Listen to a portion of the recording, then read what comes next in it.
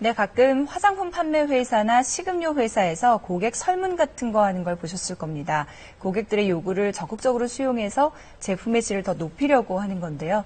비단 이런 회사들만은 아니겠죠. 네, 요즘은 기존의 제품을 개선하거나 향상시키기 위해서뿐만 아니라 아예 상품 개발 단계에서 소비자들의 아이디어를 차용하는 경우도 많습니다. 네. 이러다 보니까 소비자들의 아이디어를 산다는 말까지 나오는데요.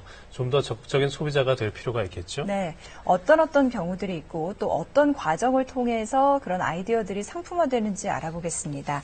김병용 기자 나와 있고요.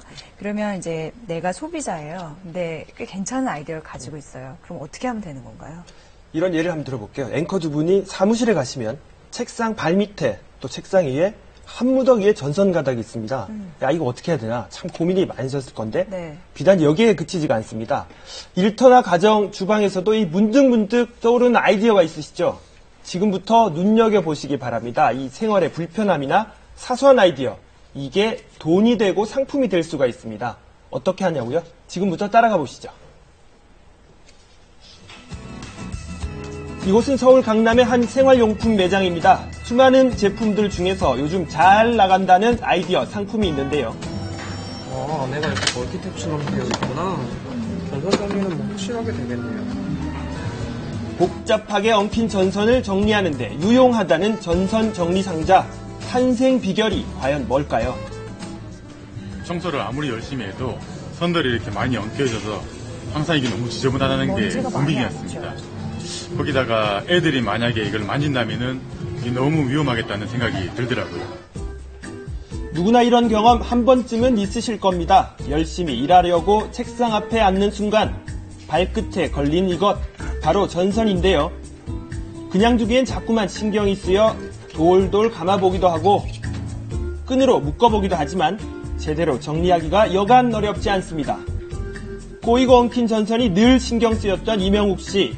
고민하던 끝에 전선 정리를 하면서 멀티탭 기능까지 있는 상자를 고안하게 됐는데요. 생활의 불편함이 아이디어로 여기서 아이디어 플랫폼 회사에 문을 두드리게 됐고 마침내 탄생하게 된 것이 바로 이 전선 정리 상자입니다. 딱 보는 순간 바로 상상만으로만 이거구나. 생각했던 제품이 실제로 나왔다는 것을 보고 너무 이렇게 기뻤고 행복했습니다. 저분은 아이디어만 플랫폼이 주신 거죠. 완비된 업체와 같이 이제 작업을 하다 보니까 이게 쉽게 풀어지기도 하고 제가 미처 생각지 못했던 부분들도 이분들의 아이디어를 통해서 많이 이렇게 접목이 돼 감에 따라서 조금 더 완성도 있는 제품이 나오게 됐다고 생각을 합니다. 이 전선 정리 상자 출시 6개월 만에 3억 원의 매출액을 기록했습니다. 수익금의 일부는 아이디어 개발자가 가져가게 됩니다. 네. 이렇게 소비자의 아이디어가 돈이 되는 요즘 아이디어를 제안하면 제품으로 실현할 수 있게 해주고 판매까지 도와주는 이른바 아이디어 플랫폼 회사도 등장했습니다. 현재까지 이제 뭐 하루에 한 이제 10여 개 정도 계속 지금 이제 제안이 들어오고 있고요. 그 가운데 이제 상품화 되었거나 이제 시장에 지금 이제 진출된 것들은 지금 한 15개 정도 지금 되고 있습니다. 지난 2009년부터 시작된 미국의 아이디어 플랫폼 업체는 아이디어를 제안한 회원이 100만 명이나 될 정도로 큰 인기라고 합니다. 이렇게 미국에서 개발된 소비자 아이디어 상품은 바다 건너 우리나라에까지 상륙했습니다. 대부분 생활 속 작은 불편이나 고민을 덜어주는 데 유용한 도구들입니다. 주부들이라면 공감하실 텐데요. 달걀 노른자 분리하기 쉽지 않으시죠? 하지만 이 노른자 분리기 보시는 것처럼 뚝딱 노른자를 분리해냅니다. 모양도 참 예쁘네요, 디자인이. 레몬에 직접 꽂아 곧바로 즙을 낼 수 있는 이 분무기도 주방에서 사랑받을 만한 제품일 것 같은데요. 손잡이 안에 유리 세정제를 넣고 곧바로 뿌리고 닦으면 되는 도구도 있습니다. 세제 챙기고 걸레 찾고 물기 제거기 챙기는 세 가지 수고를 한 방에 해결합니다. 손잡이를 떼고 붙일 수 있는 이 조리기구 역시 소비자의 아이디어로 탄생했습니다.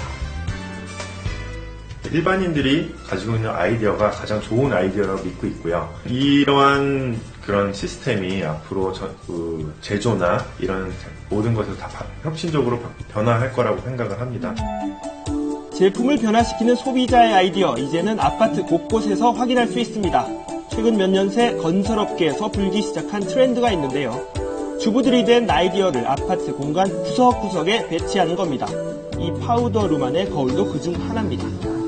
화장대를 깨끗하게 보관하기 위해서 내부에 수납형으로 들어가 있고요. 이렇게 화장을 하시면서 휴지도 한 번에 같이 뽑아서 사용하실 수 있는 그런 용이한 공간을 디자인을 했습니다.